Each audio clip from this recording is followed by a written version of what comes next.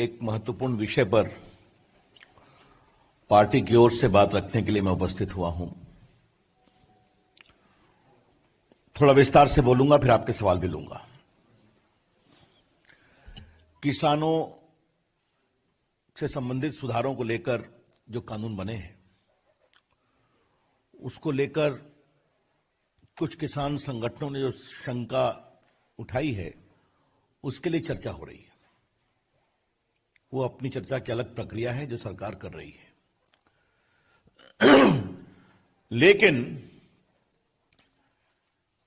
अचानक तमाम विपक्षी दल या गैर भाजपाई दल कूद गए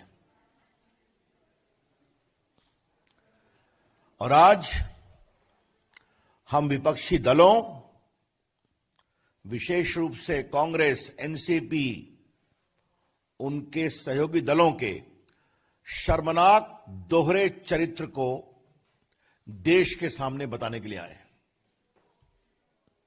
this press conference is designed to expose the shameless double standards of the non-BJP opposition parties as far as reform in the farming sector is concerned.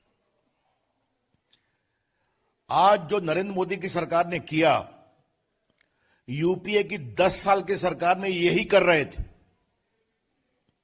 अपने राज्यों में कर रहे थे, बढ़ चढ़कर कर रहे थे। अभी मैं डॉक्यूमेंट दिखाऊंगा देश के सामने।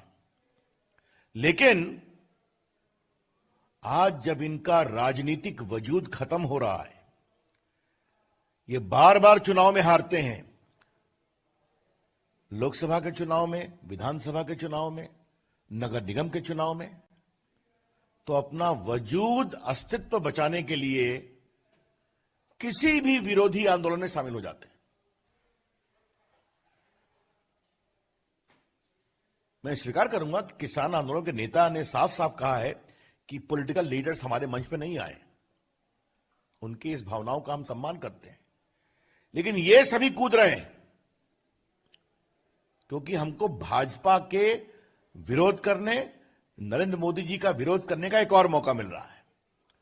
भले ही जनता में कोई उनका वजूद नहीं है और कोई सुनवाई नहीं होती है। और ये सिर्फ किसान आंदोलन की बात नहीं है। अगर आप देखेंगे तो चाहे वो सीए का विषय हो या बाकी विषय हो या कभी शाहीन बाग का विषय हो या कोई और सुधार का विषय हो, कोई भी विषय हो तो ये खड़े हो जाते हैं। विरोध के लिए विरोध, opposing the Narendra Modi government for the sake of opposition, forgetting their own work and past in the past. तो आज हम आपके सामने कुछ सिलसिलेवार विषय को रखना चाहते हैं। देखिए, कांग्रेस पार्टी का 2019 के चुनाव का मैनिफेस्टो था। पूर्व में एक बार हल्की चर्चा हुई है। ये देखिए, इन्होंने साफ कहा है अपने पेज नंबर 17 अपने चुनाव घोषणा पर का point number 11, page number 17 point number 11 क्या कहा? Congress will repeal the agriculture produce market committee act and make trade in agriculture produce including exports and inter state trade free from all restriction.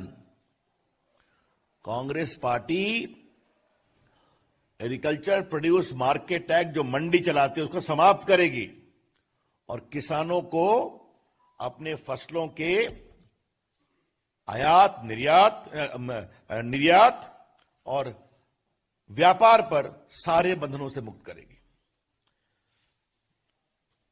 अच्छा, Congress party की कभी कभी कलाबाजी समझनी चाहिए। मैंने अंग्रेजी पढ़ा, उसमें लिखा है कि हम रिपील करेंगे। जो हिंदी है उसमें लिखा हुआ है हम संशोधन करेंगे। ये देखिए, आज मैं चाहता हूं कि कांग्रेस पार्टी का दोहरा चेहरा देश के, ये उनकी देखिए ओरिजिनल मैनिफेस्टो है उनकी कांग्रेस पार्टी की, और इसमें मैंने अंग्रेजी पढ़ा, फिर पढ़ता हूं। मैंने पढ़ दिया, देखिए मैं अंग्रेजी पढ़ रहा हूं।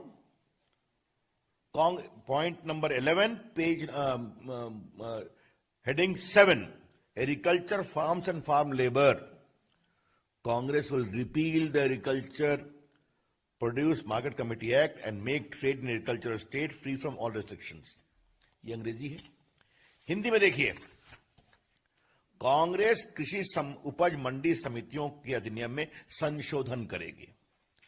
अब कांग्रेस पार्टी के लोग जो ड्राफ्ट करते हैं, रिपील और अमेंडमेंट में अंतर नहीं समझते हैं, तो लगता है उनको कुछ आउटसोर्स करना चाहिए ड्राफ्टिंग को. ये मैं जरूर कहना चाहूंगा. अगर हिंदी भी मान ले तो संशोधन के पक्ष में वो थे जो हमारी सरकार ने किया है. अब जरा आपको हम राहुल गांधी के कुछ वक्तव्य दिखाना चाहते हैं. हमने बार बार कहा था, ये देखिए 2013 में उन्होंने अपने सारे मुख्यमंत्रियों की बैठक बुलाई थी यूपीए की सरकार ने, और उसमें क्या था, farmers can sell directly in Congress ruled states. ये राहुल गांधी ने अपने मुख्यमंत्रियों को निर्देश दिया था. Congress ruled states will delist fruits and vegetables from the Agriculture Produce Market Committee by January 15 and will give free choice to farmers. तो 2013 में जब उनकी सरकार थी, राहुल गांधी ने बुलाया था ये बैठक. ये आपकी जानकारी में रहना बहुत जरूरी है. तो कांग्रेस पार्टी का इतिहास क्या रहा है ये मैंने आपको कुछ और बताऊंगा. अब जरा देश के वरिष्ठ नेता शरद पवार जी के बारे में कुछ चर्चा करने की इच्छा है, क्योंकि वो भी इसका विरोध कर रहे हैं.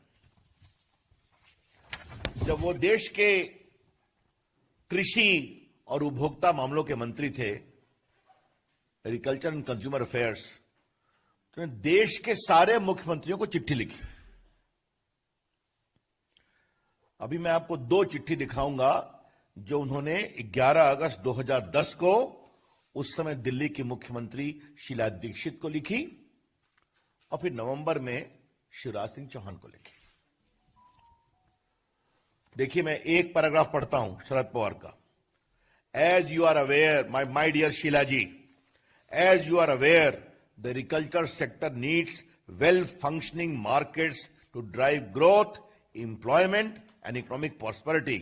This requires huge investment in market infrastructure including cold chain, and for this private sector participation is essential, for which an appropriate regulatory and policy environment needs to be in place.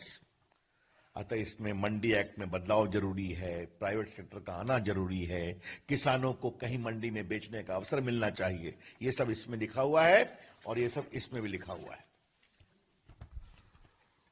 आपको बताऊं, शरद पवार जी ने शेखर गुप्ता को एक interview दिया था 2005 में UPA की सरकार में. उन्होंने क्या, देखिए सवाल क्या है और आंसर क्या है, मैं देश के सामने ले जाना चाहता हूं. What do you see when do you see the APMC act being abolished? Agriculture produce market mandi act कब तक खत्म होगा? इन्होंने क्या कहा, my own assessment is it will take 6 months maximum. और क्या कहा, unless you are ready to amend the market act and allow the private sector to enter in this area, there will not be any financial support from government of India to the state. ये तो इस स्तर तक चले गए कि अगर मंडी act में सुधार नहीं करोगे तो भारत सरकार का वित्तीय सहयोग नहीं मिलेगा. ए पेनाल्टी वॉज प्रपोज. ये इनका इंटरव्यू है. तो आदरणीय शरद पवार जी, आप तो बड़े अनुभवी नेता हैं, कई बार मुख्यमंत्री रहे हैं, कई बार मंत्री रहे हैं केंद्र में. आपके दोनों पत्र मैंने पढ़ दिए, आपका इंटरव्यू पढ़ दिया. रिफॉर्म के आप तो नरेंद्र मोदी सरकार से भी अधिक दावा करते रहे हैं, और आज आप भी खड़े हो गए. तो इसे अगर शुद्ध राजनीतिक स्वार्थ की राजनीति अपना अस्तित्व बचाने के लिए कहा जाए तो कुछ अनुचित होगा क्या?